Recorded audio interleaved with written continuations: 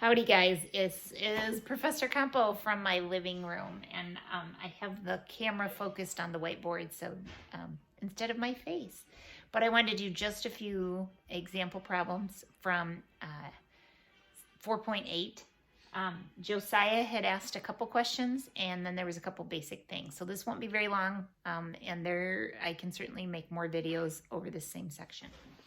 All right, so one little reminder is that the sum of the angles of any triangle add to 180. So they add to 180 degrees. So just don't forget that, because you'll need to remember that. Josiah asked about, let's see, I think it's question number 8 in 4.8 WebAssign. And this was an isosceles triangle. Let me get rid of that for a second, because that wasn't part of the original. So this is an isosceles triangle. So isosceles triangles are ones that have two sides that are the same. So those two sides are going to be the same. And it says it's 45 degrees, which by very definition, those two angles need to be 45 degrees. Well, I guess they could be different, but in this case, it does tell us those are 45 degrees. I just dropped a line in there.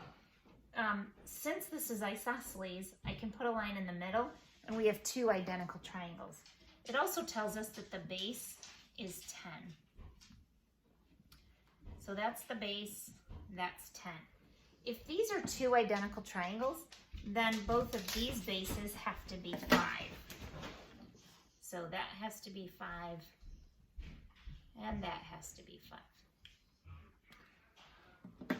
If it is true that this is a 45-degree angle, and I dropped a vertical in, so those are 90 degrees, then that means this angle also has to be 45 degrees.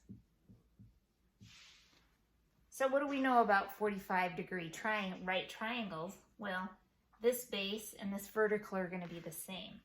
So that means that vertical, which that was the question, was the height. That vertical is also 5. But you can also think of it another way.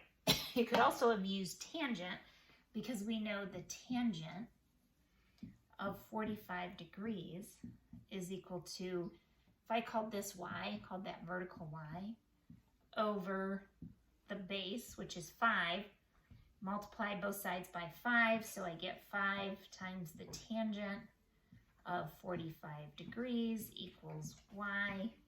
Voila, we would also get 5. So that would also be true.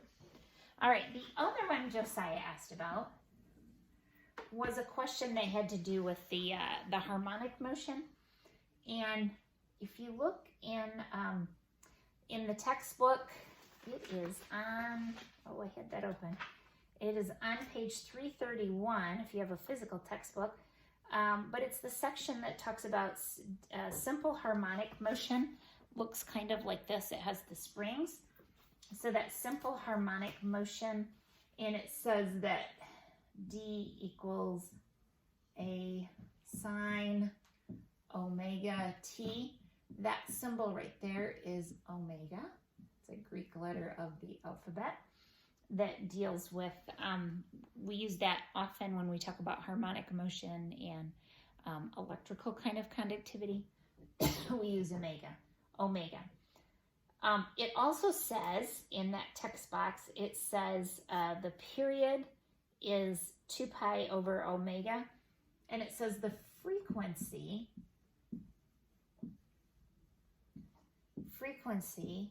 is omega over 2 pi.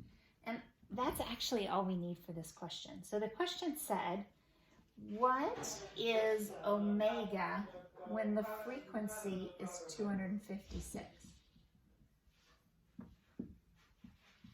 To solve for omega, I'm going to multiply both sides by 2 pi. So I find that 512 pi equals omega. And that was all this question was asking. I know when I first looked at it, I was kind of overthinking it.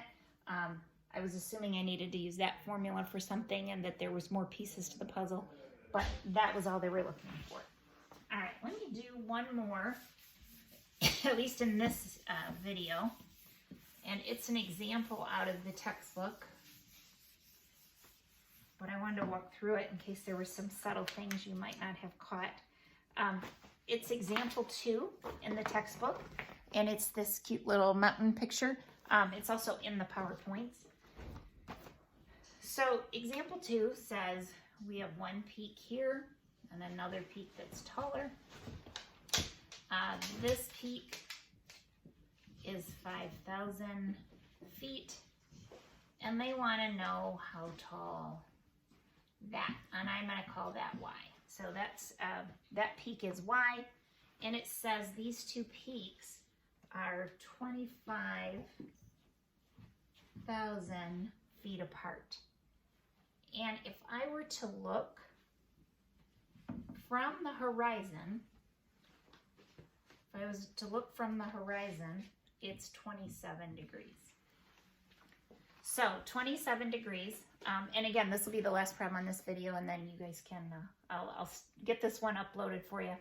27 degrees. So if I want to know, so the question is, how tall is this? I know this is 5,000 feet here, so I just need to know this difference. And that piece, if we use the opposite, so opposite over hypotenuse, that's sine. So the sine of 27 degrees. So what is my opposite? That's what I'm trying to find. My hypotenuse is 25,000. And that's the sine of 27 degrees. So when I do that math, so multiply both sides by 25,000. So 25 thousandths times the sine of 27 degrees. Make sure your calculator's in degrees, not radians. I find that that height is 11,350.